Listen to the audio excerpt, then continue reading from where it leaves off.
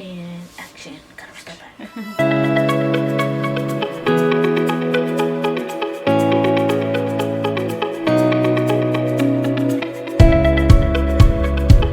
Everything was, like I said, everything was going good. I was this close to finally coming off almost every medication that I was on. And I went to school. I had a good day at school. You know, I had just gotten, I think, a new phone, I believe. I had just gotten a new phone. I got a new charger for it. I got a new everything for it.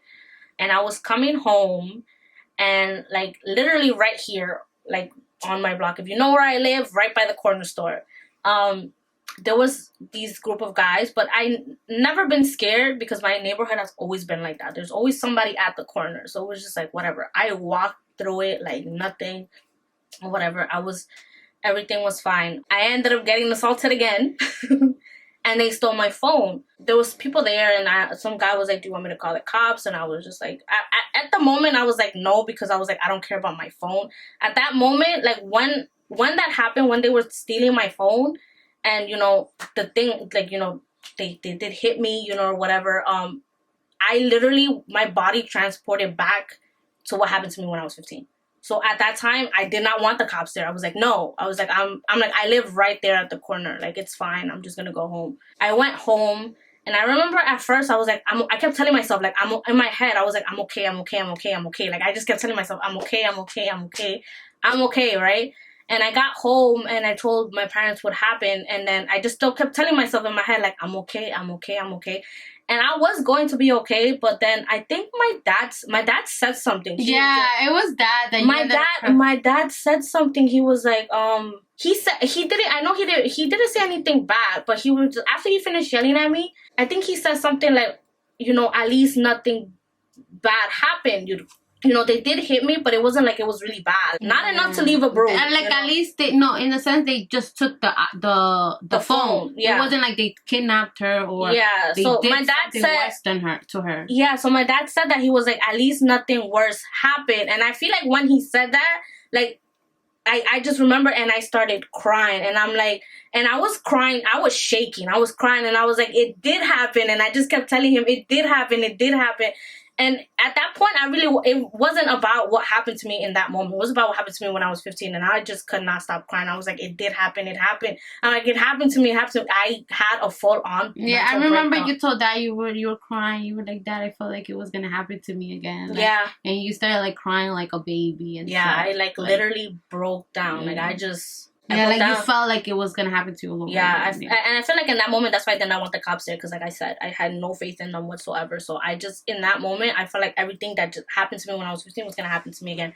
And I broke down. Like I fully broke down. And I felt like most of the progress that I had did from 15 to 18, so that was like what?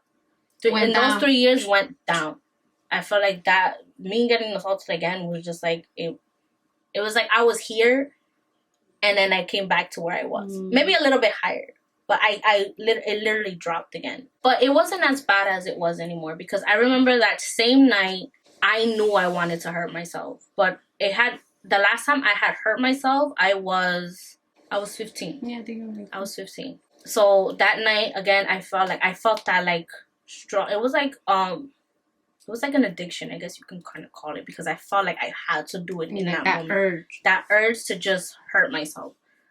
So I did what I knew I had to do. So I woke up my mom. I was like, Mom, I feel like I need to do this, and I didn't want to do it at that point. I was 18 years old. Yeah, I feel like that alone showed that you came a long way in a sense, because yes, you maybe have gone back to her, but you actually knew how to ask for help. You said, you knew, okay, I do not want to go back more down than I was, because I didn't know how I felt. Yeah. And that's where I don't want to go anymore. So, like, Mom, I'm sorry I have to wake up 3 a.m., but I'm about to, like... It was, like, in the middle of the night, and I woke her up, and I was like, Mom, I told her, I was like, Mom, if you do not wake up, I am going to hurt myself. I told her, I was like, I'm going to hurt myself.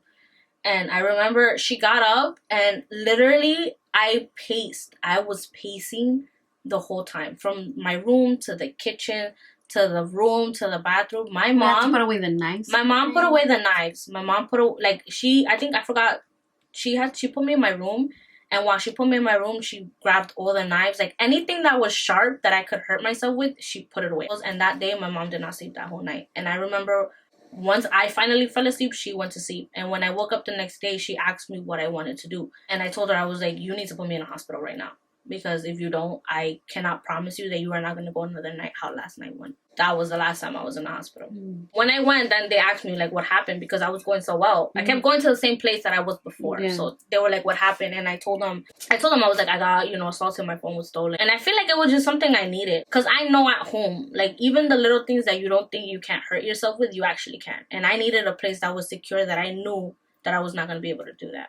I feel like you learned your boundaries. After that day, those 3 days in the hospital the last time, I really took those 3 days that I was by myself in there, and I just told myself that was the last place I wanted to be in. So I told myself, I was like, no matter how hard things get, you have to learn how to deal with this by yourself. Not all by yourself, but yes, by yourself in a sense, but also with the people around you that could like help you. Like you said, you had Nicole. In a sense, and mom to help you. I think after that, that's when I started. I started having a close relationship with my mom when I was 18. After that happened, and I saw that my mom is the best person ever, and it took me a long time to realize that. But I was like I was pushing her, like she was pushing me. Like mom's pretty cool. You just gotta get to know her. You didn't grow up with her, but So like I think after that experience, I realized that like my mom. I kind of opened up my eyes to the fact that my mom is, my mom has always been there. And after that, I knew that I could just tell my mom anything. And from this day now, I literally, maybe I tell her too much, but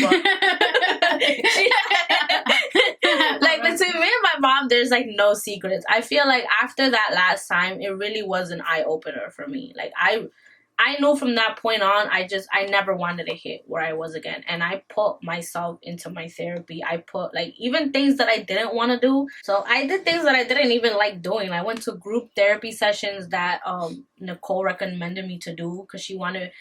So, I put myself into my therapy. And I did things that I didn't want to do, especially because Nicole wanted me to start talking to people because my personality at that time came where I just was really shy. I did not want to talk to people. I didn't know how to talk to people. And I did become socially awkward, I had the friends that I had because they were already my friends. But apart from talking to other people, I just couldn't do it. I didn't know how to start up a conversation. And I still struggle with that today. I don't know how to talk to people. My motivation to not want to be where I was before because I hated being in that place. It was just really bad. I still have my bad days too. How do you deal with your mental illness now? Like after everything that you get, but I feel like now I have a very unhealthy way, like now of dealing with my depression. Don't follow it. Okay. Yes, do not follow it. Okay. Like when I turned 22, I kind of went through like a phase where I just couldn't get myself out of it anymore. Like I stopped going to therapy because my therapist said that there wasn't anything anymore that she could do to help me. Basically, she felt like at that time that I was capable enough handling it myself. I feel like she gave you all the resources and all the methods. Yeah, and I was doing everything that I was doing. Basically, I was just going to see her just to I was going to go see my friend. Oh, but I don't want you guys to think therapy at a certain age that's it they leave you. No, because even after I stopped seeing her when I was I think 19. Oh yeah, I have her email. I have her phone number. If I wanted to get in contact with her now, I still can. She always left me that option. She never I never felt like once we came to, because she asked me if I was okay with it, and I felt like at that point I was. It's funny that you say that because I feel like that she's not your family because maybe she through years she became your family, but it shows to there's people outside your family that actually could care for you. Yeah. In a sense. So I want you guys, maybe you guys don't have a supportive family or a supportive system, but that doesn't mean that nobody else is going to care for you. Yeah. And I feel like that's actually a good point that, you're bringing that out and stuff like that. And as you can see, she's, like you said, she's still 24 and she's still it doesn't go away, but you find ways to still live with it. And, I feel like now she really did come a long way. She's better than me, okay? I feel like if I would have dealt with my issues, I wouldn't be where I am now. I think everybody takes their time to deal with their issues. Because like I said, when I was 22, I kind of went through a phase again where I felt like I couldn't get myself out of it. And I did the thing that you're not supposed to do. Like, if you go to therapy, they tell you, don't emotionally attach yourself to either objects or like people. And I emotionally attached myself to BTS, okay? I did. Like, I was going through a very rough time when I started getting into K-pop and BTS, and I emotionally attached myself to them. I need them now in order to be Really? like, okay, yeah. And I feel like that's not something, my therapist always told me not to do that, because I used to do that a lot with Could you attach yourself to like shows? Yes, you can. That's good. No, that's not No? good. You're not supposed to emotionally attach yourself. But the shows are always gonna be there. Exactly, but what happens if they cancel the show? Or No, you can't watch it anyway? It's still on HBO Max. That's not a healthy way to deal with your emotions. Don't listen to me. I'm just asking the questions that I think other people would like. What? No, I feel like I'm attached my therapist to friends. Like that's like my happy place whenever I'm sad. Okay, and I used to be attached to Naruto, and I would watch that shit 25 times. But Naruto, how can you be attached to Naruto to make you happy? That's because you crying all the time. Okay. Okay, exactly. Don't watch Naruto to feel happy because you would just cry. Okay. I emotionally attached myself to BTS in that moment. And in that moment, for all of last year, that was how I got through the year. Now that I love them. Don't get me wrong.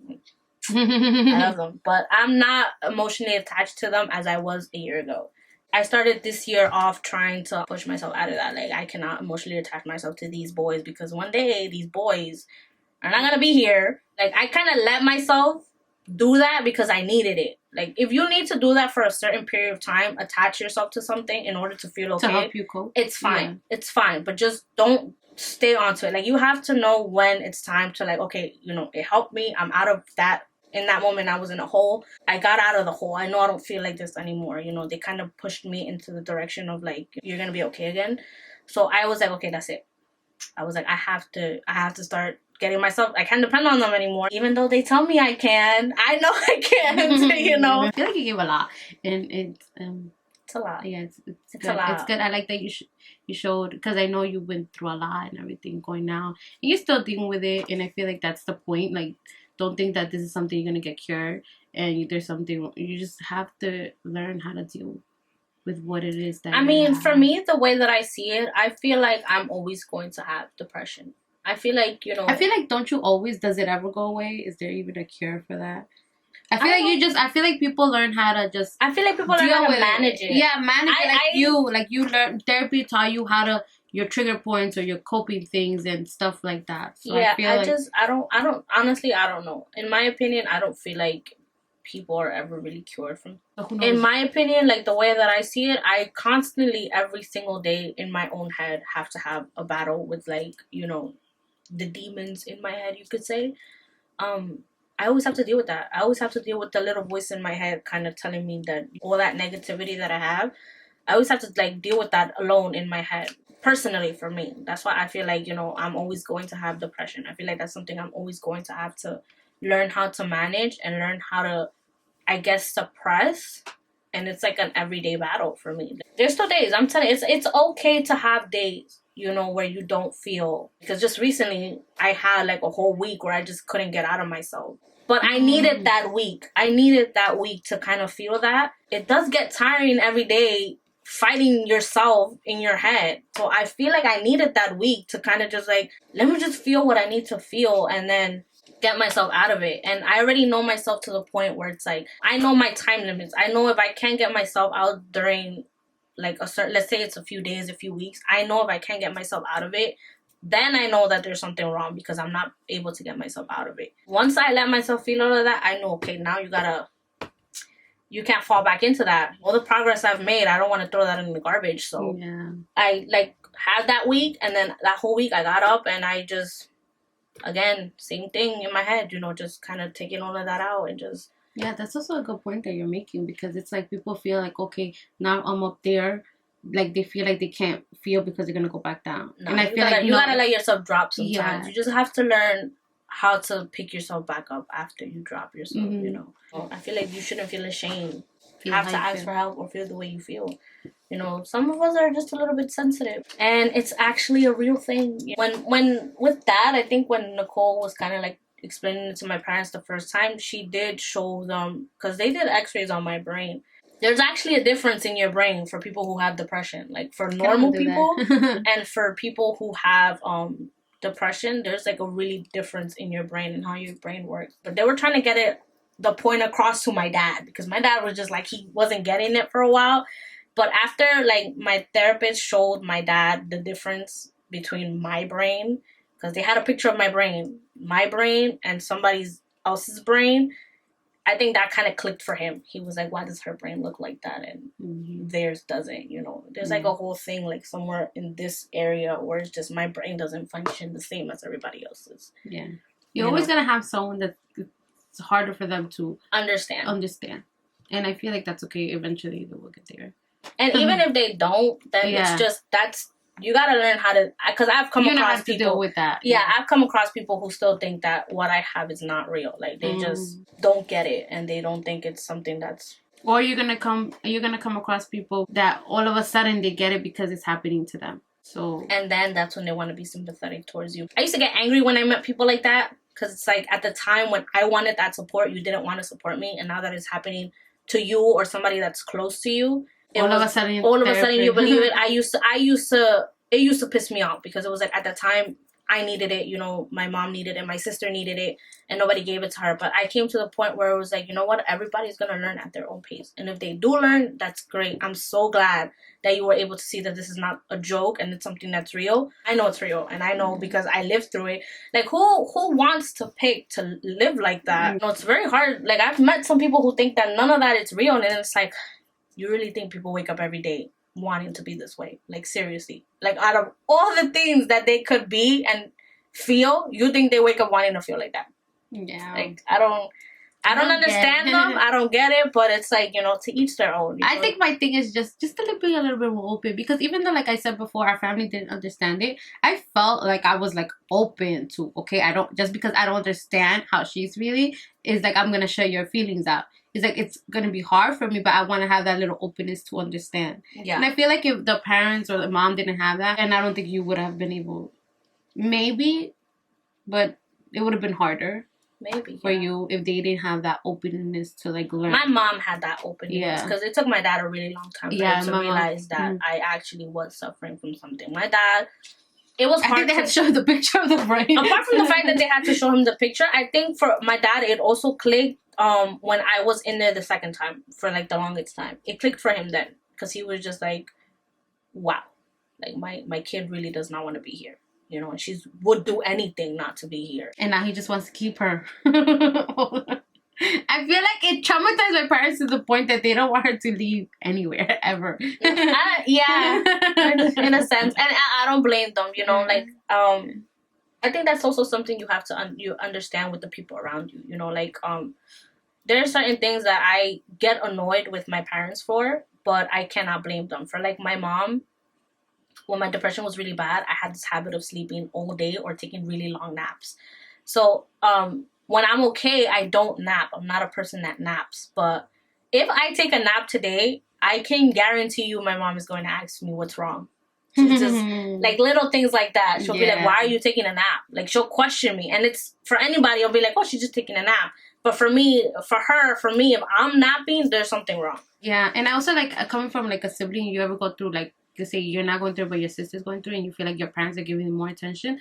I feel like because it's funny, because Evelia had brought it up. I don't want you to feel like when she bought you a rose, I think that day. Yeah. And I was making fun. I was like, oh, you didn't get me one. And then, like, she came, she felt bad about it. And I told Evelia, I was like, I really, like, it was a joke. It was not that serious. It's just that I like to joke. And two, if you really think if I felt like that, I mean, I probably felt neglected my whole life, because that attention was towards you most of the time. But I honestly, I never felt like that. But if people ever feel like that, just understand that I knew, I guess, in the morning right away that she's the one that needed the most help. I didn't feel like I was less loved. I didn't feel like, oh, because of this. It's just I knew that right now she needs it more than I do. Like, right now, I'm pretty sure if I were to need it, well, when I need it, I would get the same attention. I just knew, like, you know, they need to, like, and even now, like, they treat her different than they treat me. And it doesn't make me feel away, because it's like, I understand, you know, the things that they had to go through with her. And I don't feel like, oh, they love me less. Or this is her. Like we joke around that she's the favorite child. She's the favorite child. I mean, I'm my dad's favorite child. But actually, I'm my parents' favorite child. I didn't make them go through all this trouble. Whatever. No, but we joke around. But I just know that they still love us, and I never felt that like envious or like why are they treating her special. It's just I feel like I just want to give that out there. Like just try to be like they don't love you less. They love you. It's just sometimes your sibling needs that attention and needs that help. Yeah. But yeah, but don't think, I have to have depression to get from parents. No, like, no, there's nothing wrong with you. Like, you know, you don't feel what they're feeling. And I'm pretty sure they're feeling it way worse because, like, nobody wants to feel like that.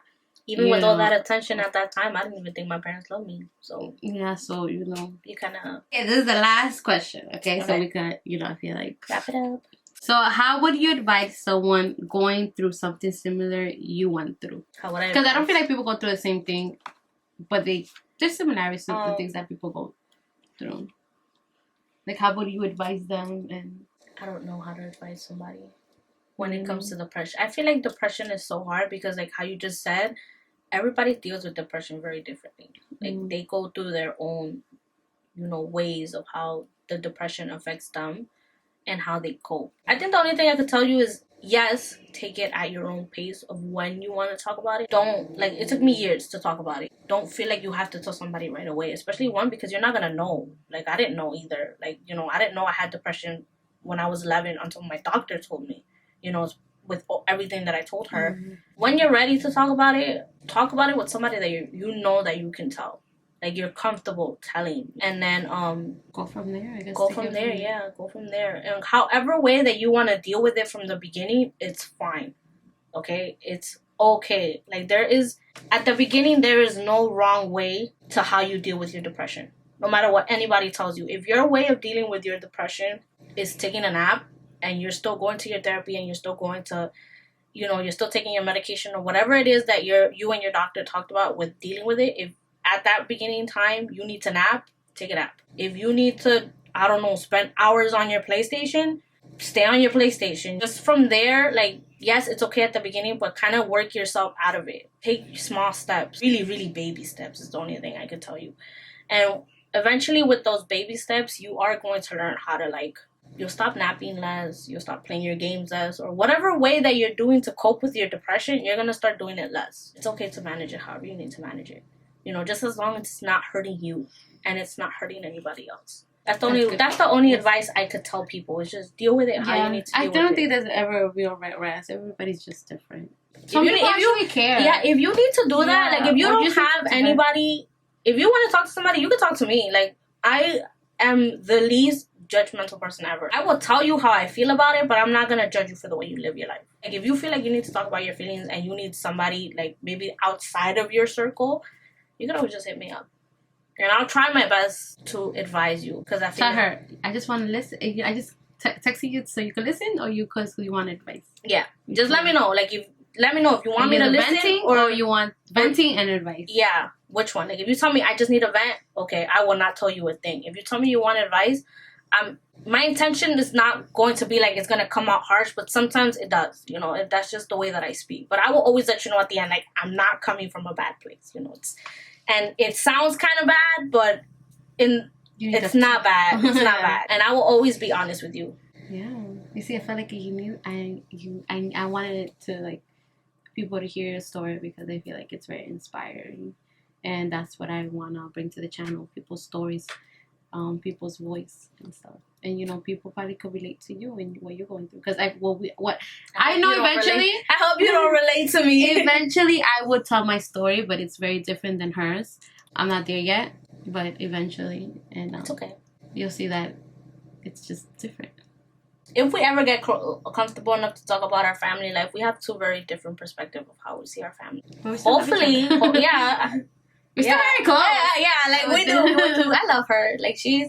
You know, she says that I'm a strong person, but she is too, you know. Especially when you're the older sibling. You gotta kind of take on the role. She kind of had to deal with a lot. There was times where she had to, she basically had to be my mom. Because, you know, like, my mom, everything that my mom has dealt with, she kind of had to deal with that too. With everybody else. Because my dad is a little too sensitive for things. So when it came to my mom having to lean on someone, she always had to lean on Isel. Always. Because my mom, there was times when my mom needed to lean. and she needed to vent. My mom needed yeah, to vent. and at the time, and sometimes still, there's people in our family that just, she knows that she cannot vent to them because they would not understand it. So who she got? So we'll save that for another. We'll save that for another day. But thank you guys. If you guys still this long, thank you.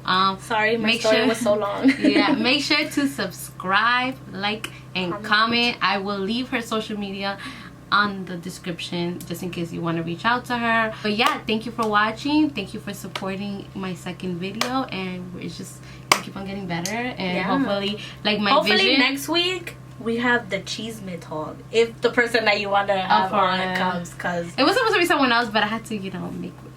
I was second choice. Well, this is good too. Thank you guys, and I will see you guys in the next video. Bye. Bye.